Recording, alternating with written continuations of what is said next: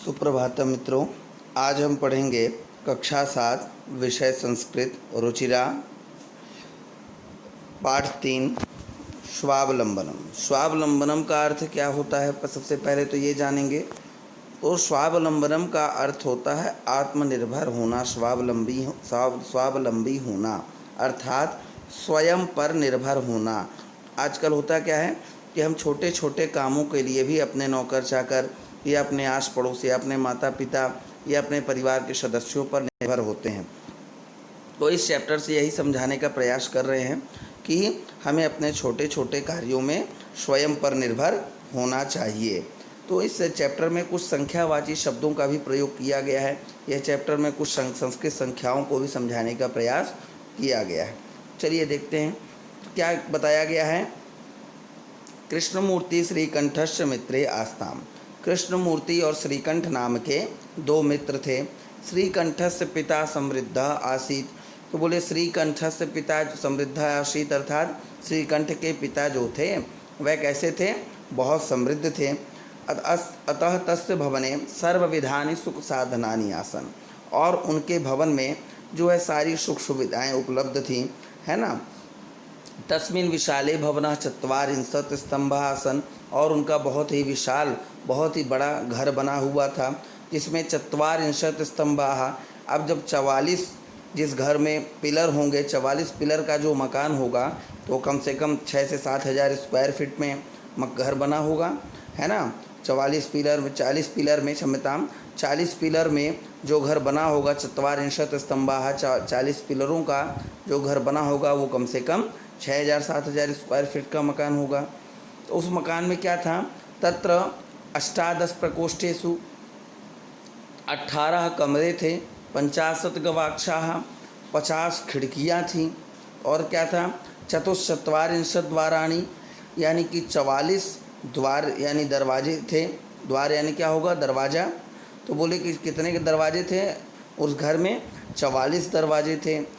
अब फिर क्या कह रहा है, परम कृष्ण मूर्ति माता पिता चा कृषक दंपति। और जो है कृष्ण मूर्ति जो था उसके माता पिता एक कृषक परिवार से थे, अर्थात एक किसान परिवार से थे।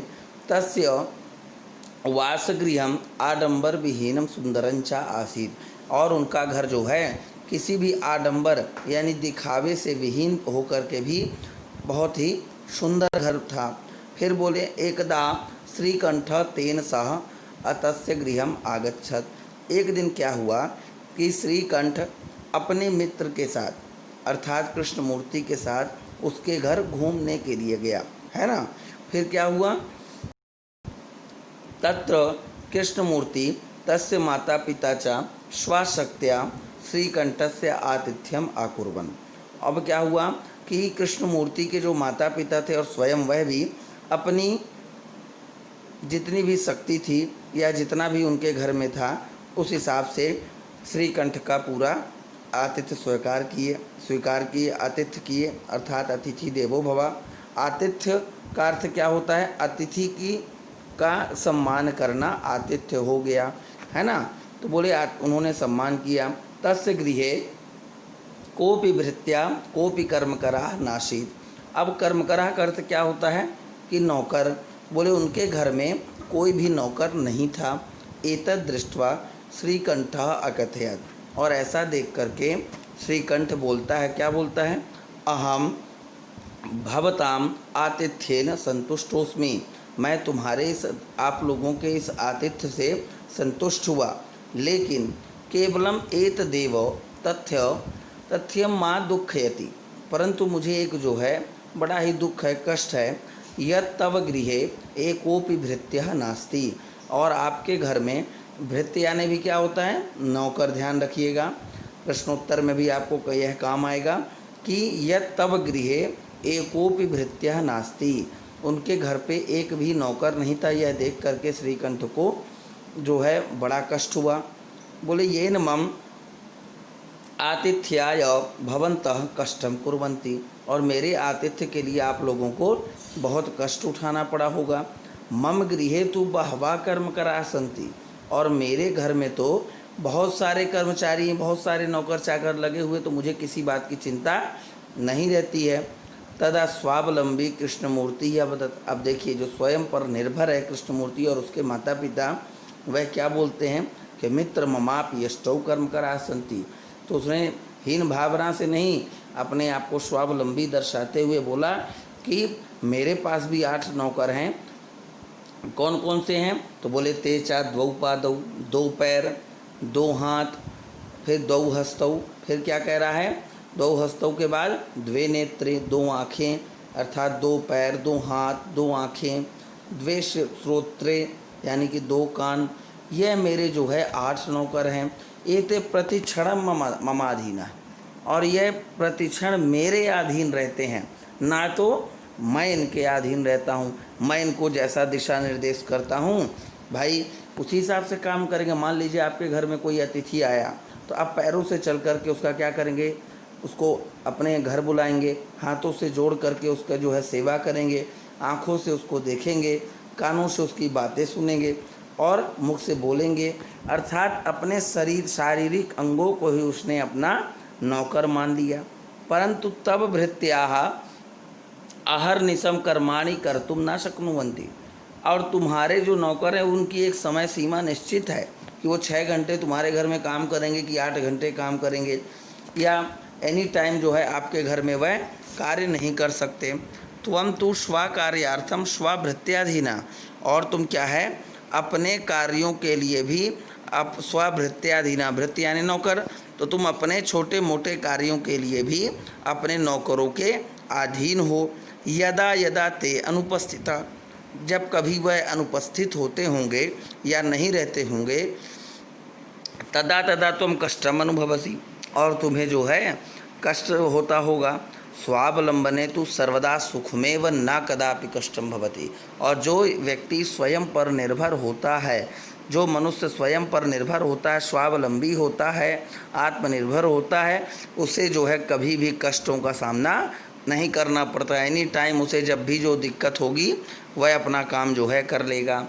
अहम मासे मासे ऋतौ ऋतौ चा स्वदिनचर्याम अनुकूलयामी, मैं हर महीने हर ऋतु में हर वक्त अपनी दिनचर्या अपने अनुकूल चला सकता हूँ। और तुम जो है अपनी दिनचर्या अपने अनुकूल नहीं चला सकते। क्यों? अब तुम्हें पता चला सुबह 4 बजे कॉफ़ी चाहिए, तो तुम्हारे पास नौकर नहीं है, तुम स्वयं बना नहीं सकते। मुझे जिस टाइम पे जो भी करना हो मेरे नौकर मेरे साथ हैं और मैं वह कर सकता हूँ। यानी कि मैं अपनी दिनचर्या अपने कार्य अपने अनुकूल चला सकता हूँ, किसी पर निर्भर नहीं रह सकता। एतत् श्रुत्वा श्रीकंठा कथयत। अब इतनी बातें सुनकर के श्रीकंठ क्या बोलता है? मित्र अहम तू न जानामि के मासा भवन्ति के च ऋतवः, क्या महीने होते हैं, ये क्या ऋतु होते हैं, इनसे मुझे क्या लेना देना, ना मुझे ये सब चीज़ें मालूम है। एतत् श्रुत्वा कृष्णमूर्ति, अब वह समझाता है कि महीने और ऋतु होते क्या हैं। तो बोले 12 मासानाम षड ऋतुमानाम चा नामानि अवदत्। मैं तुम्हें जो है उन्हीं 12 महीने 6 ऋतुओं के नाम बताता हूँ, पहले तुम ये जानो। तो क्या बताया? तो श्रीकंठ मासे 33 वा, तो बोलता है पृच्छते एकस्मिन मासे कति दिनानि भवन्ति।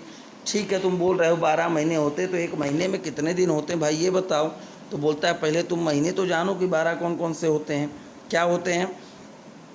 उसने बताया जनवरी फरवरी मार्च अप्रैल मई जून जुलाई अगस्त सितंबर अक्टूबर नवंबर दिसंबर, इस प्रकार से 12 महीने होते हैं और 6 ऋतुएँ होती हैं, वर्षा शिशिर हेमंत ग्रीष्म शरद, है ना। इस प्रकार से 6 ऋतुएँ होती हैं।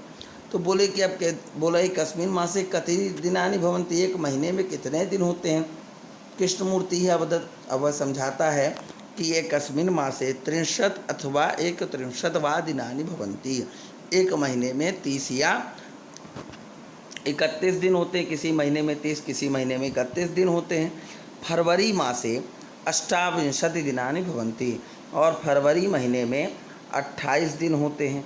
परंतु तत्र प्रत्येकम चतुर्थे वर्षे दिनानाम संख्या 29 भवन्ति। अब देखिए संख्याओं को यहाँ पे समझाया जा रहा है कि परंतु प्रत्येक चतुर्थ वर्ष में, यानी कि प्रत्येक चौथे साल में फरवरी महीने में 29 भवन्ति, 29 दिन होती है। चौथे सन 29, चौथे साल जो है फरवरी 29 की होती है।